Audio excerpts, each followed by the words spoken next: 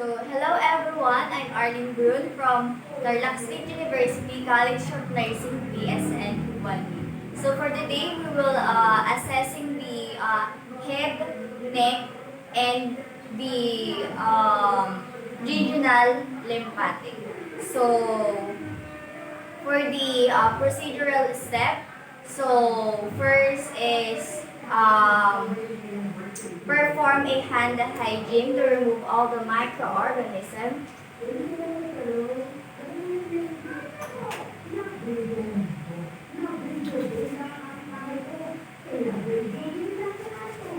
And then after that, let's proceed. So, hello po ma'am, I'm your nurse Arlene for today. May I know your name po?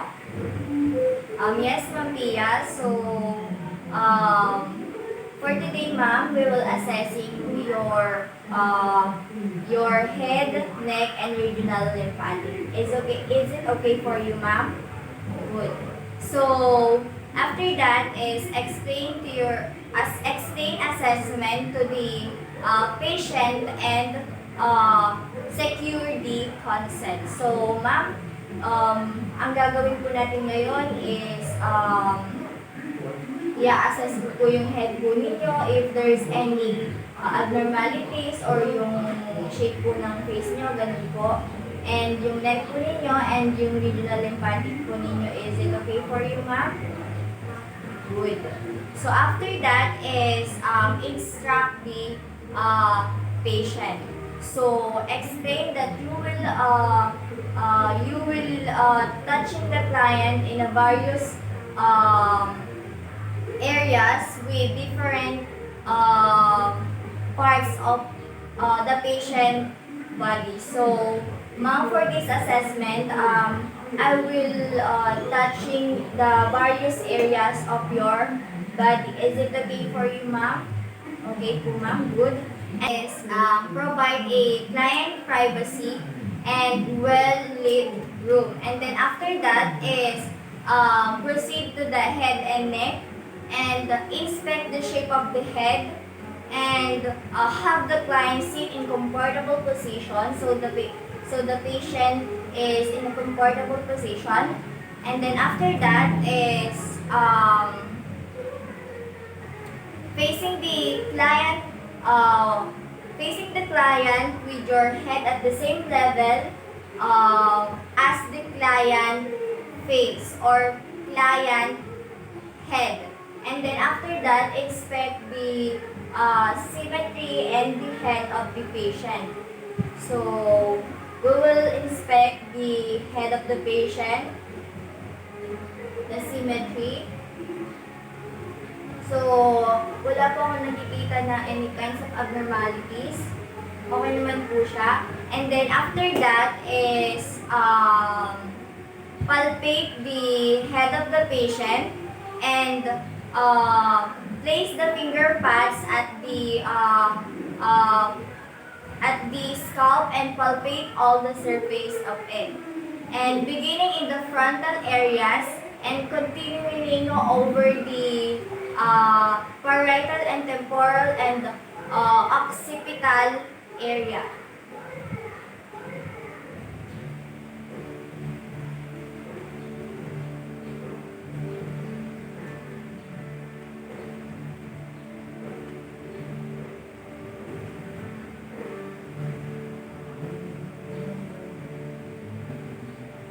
Okay naman po, ma'am. And then, after that, assess for the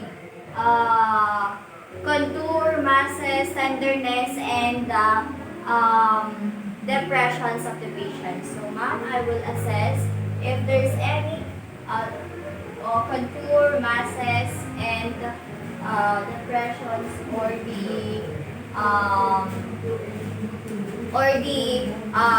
any kinds of tenderness. May nararamdaman po ba kayo, ma'am, kapag ginagalit po siya? Kapag ina-assess ko po? Wala po, sige po. Good, good. And then after that is to palpate for the temporal artery and which is located to the tragus of the ear. Palpate lang po natin, ma'am.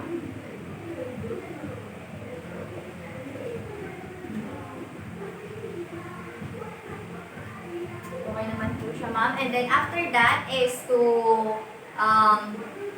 inspect and palpate for the scalp. And then first is part of the hair repeatedly all over the scalp, and inspect for the scalp for the lesions or masses.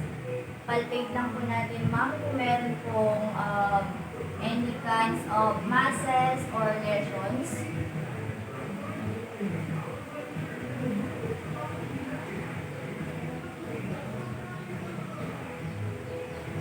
Okay naman po siya, ma'am.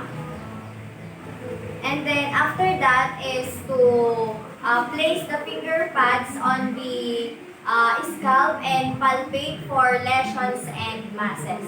So ma'am, papalpate lang po natin kung meron po siyang masses or lesions. So yun po, ma'am.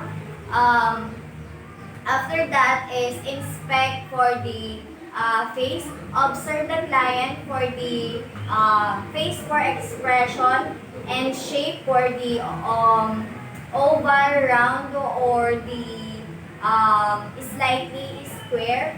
And then the structure of the face or symmetry of the following, such as the eyebrows, ears, eyes, and the mouth of the patient.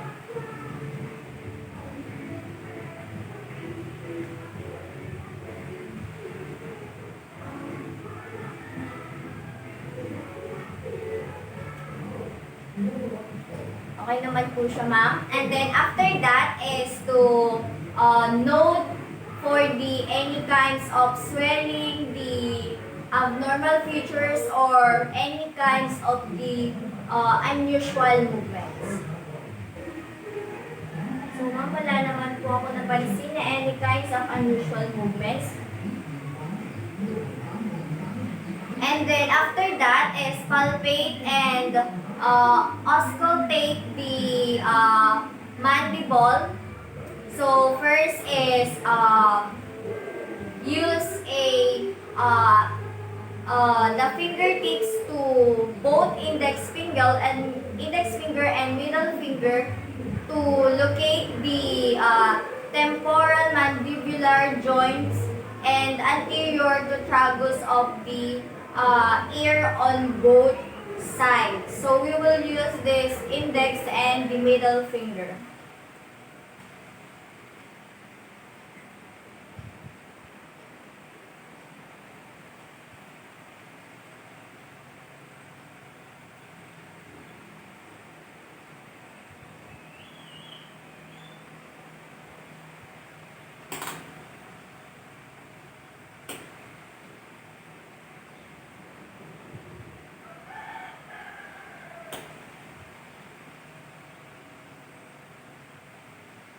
Okay naman po siya, ma'am. And then, after that is hold the fingertips firmly in the place over the joints and ask the client to open and close the mouth. So, ma'am, can you open and close your mouth po?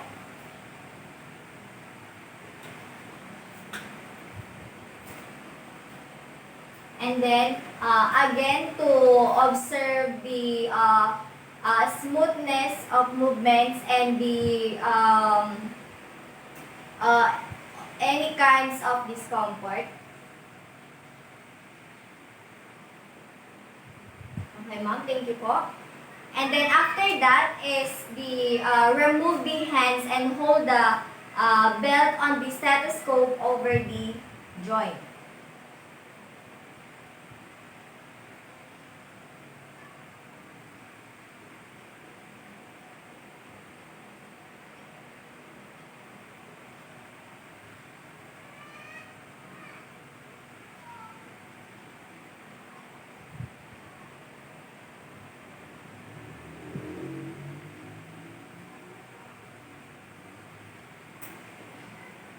And then after that is the listen for any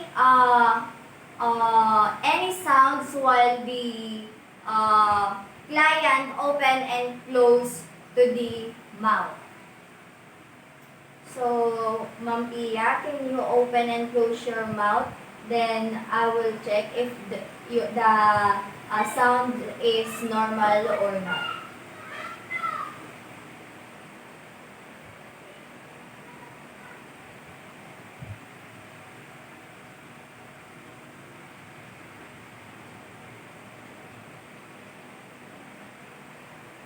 Again po.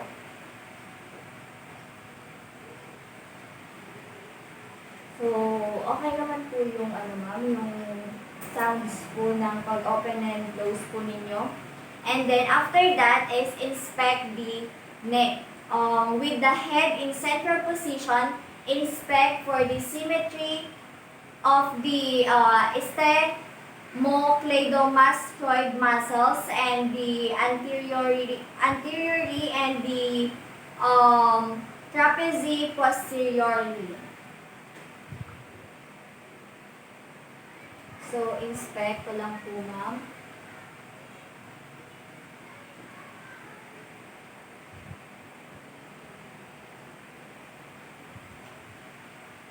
Okay naman po siya, ma'am. And then, after that is to have the client to touch the chin to the chest and to each side and to each shoulder.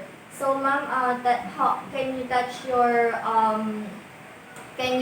the chin, chest, and then the shoulder?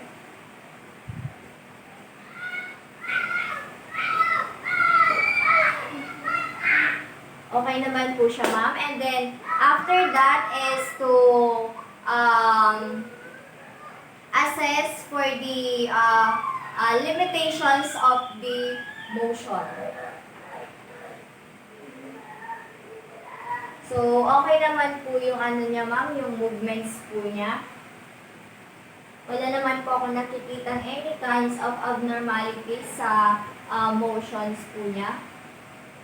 And then, after that is to note for the presence of stomach or the tracheostomy. And then, after that, palpate the neck and then stand in front of the client. And then, with the fingers, palpate the externocleidomastoid muscle.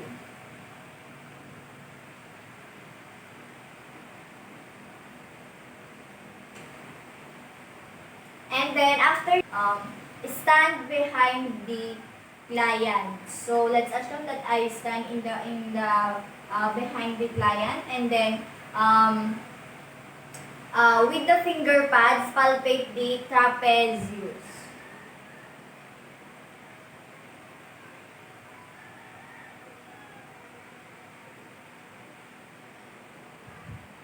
Ito naman po siya, ma'am. And then, after that is to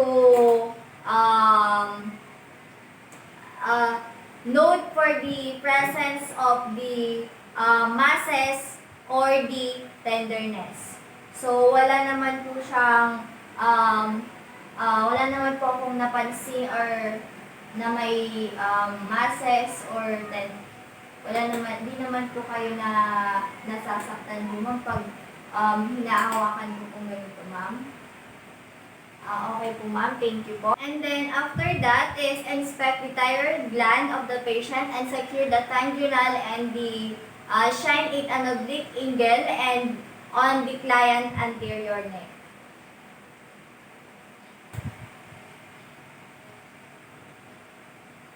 Okay naman po siya, ma'am. And then, after that is face and ask the client to straight ahead with you and slightly extend her head. Ma'am, can you straight ahead with me? Ayan, okay na po. And then after that is have the client drink a sip of water and swallow twice. So, I have here water, ma'am. Can you drink it twice?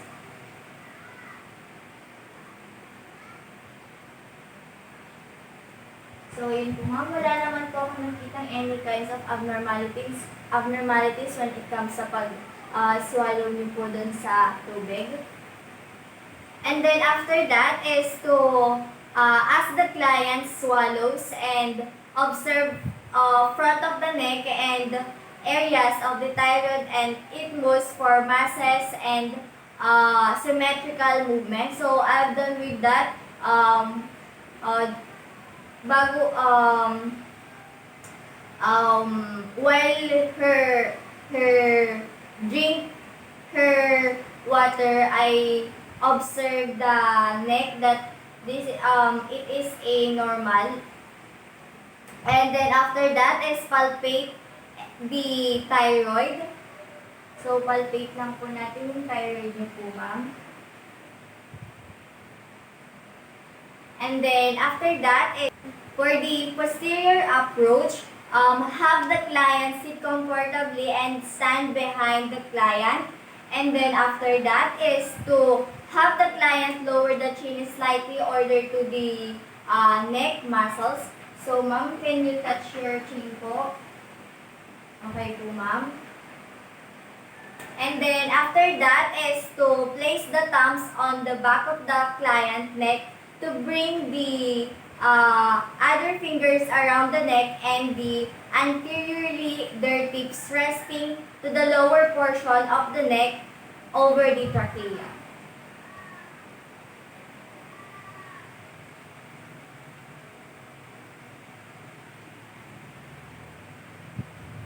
Okay po, ma'am. And then after that is to move the finger pads over the trachea rings.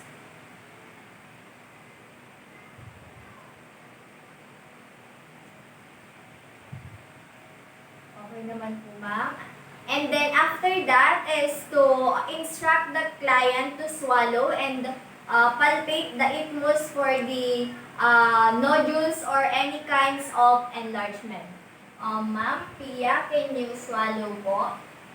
Check ko lang po kung meron po mga masses or nodules. Okay po, ma'am. Wala naman po. And then after that is to have the client incline the head slightly forward. Ma'am, can you incline your head slightly forward? Okay po, ma'am. So, press the fingers of the left hand against the side of the thyroid cartilage to stabilize it. And while placing the fingers of the right hand gently against the right side.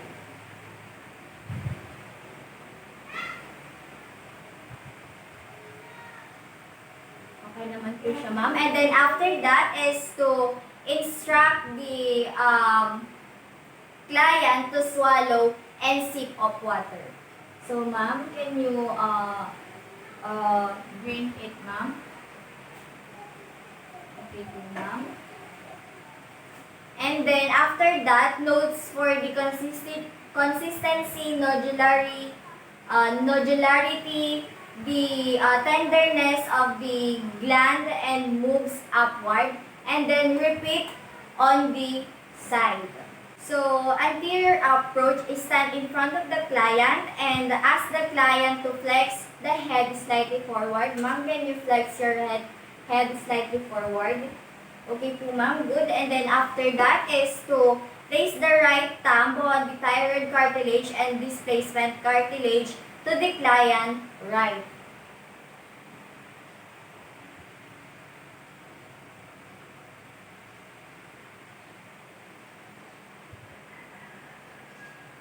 And then after that is to grasp the elevated and displace the right lobe of the thyroid with the thumb and index and middle finger to the left hand.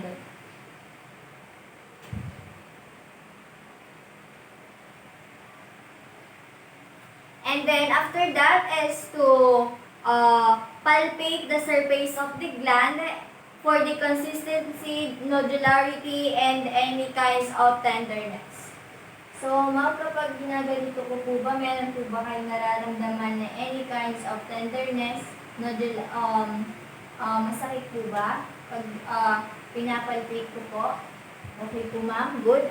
And then after that is have the client swallow and then palpate the surface again. Ma'am, can you swallow po?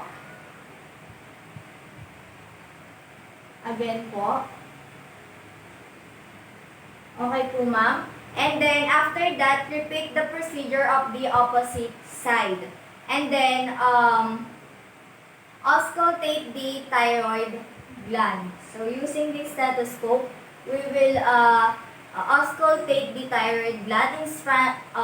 Stand in front of the client and then place the bell into the stethoscope over the thyroid in right lobe.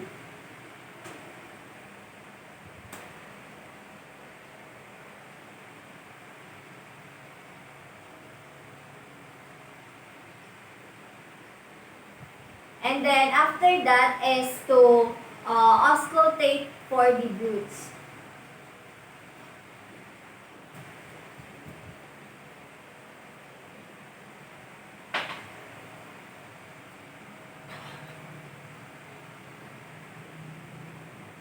And then after that is to repeat the procedure into the left side. And then after that is inspect the lymph nodes. So first is to stand in front of the client and then expose the area of the head, neck, and the to be assessed, and then inspect the nodal areas of the head and neck for any enlargement or any inflammation. And then palpate the lymph nodes and have the client sit in the comfortable position and face the client and conduct assessment of both sides of the neck simultaneously, and then move the pads and tips middle 3 fingers into the small circles of palpation using a gently pressure. And then after that is follow the systemic. So routine sequence beginning with the pre-auricular. And then after that, post-auricular. And then after that, the occipital. And then the submental. The submandibular. And then moving down to the neck and elevate under the chin. And then after that, the posterior cervical chain. And then lastly is the supraclavicular.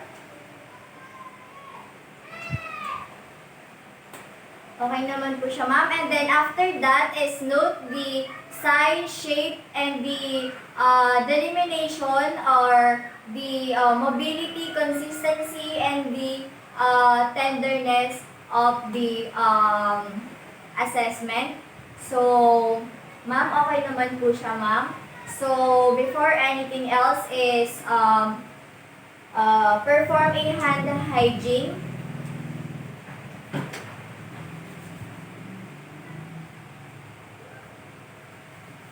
And document the patient findings. So, ma'am, okay naman po siya, ma'am. Wala po akong nakita any kinds of abnormalities sa pag-assess po sa inyo. Thank you po, ma'am.